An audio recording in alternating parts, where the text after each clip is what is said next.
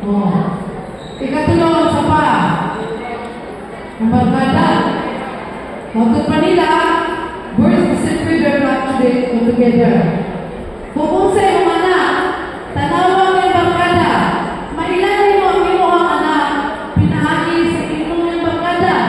Kung ang barkada sa iyong anak, manigarilyo, pagkaugmaan ang iyong anak, manigarilyo na po. Kung ang iyong anak, sige sunod ng simbahan, yan barkada, tanawang yung makita iyong anak, kusunod din na. Kung asang panon, kung asang mo yan, dito ang iyong anak. So, sad to say, kay gibuli tungod sa iyang alot. Kami mga estudyante, ano ba, malipay. Malipay, nga makapabuli yun. Malipay, nga kinapoy classmate, nakatawan.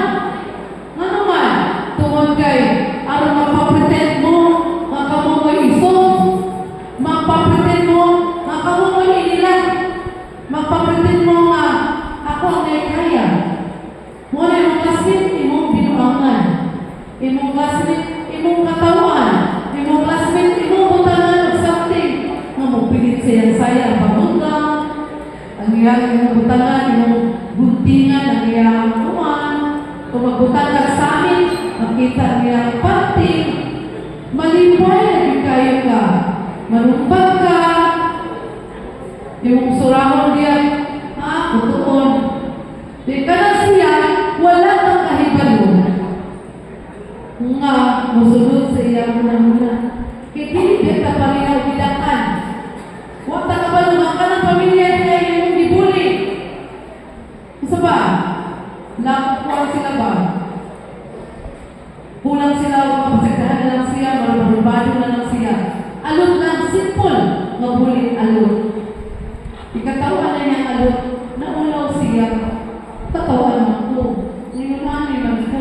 Kung tuto ako sinabot, ang imuwala na ito, ay malipay ka. Kung katawan siya. Pero pinay mo, ano yung purpose? Wala kang kabalori ay sa pinaaking yung anak, nakapos no? Sumawag siya. Ma'am. Proceed sa tama. 0627. Antay ako 2013. Kung sa mali, protect children including kindergarten, elementary, ang secondary school, ang learning center, collective school, from being violent. It requires schools to adopt policies to address the existing of bullying in their respective institution.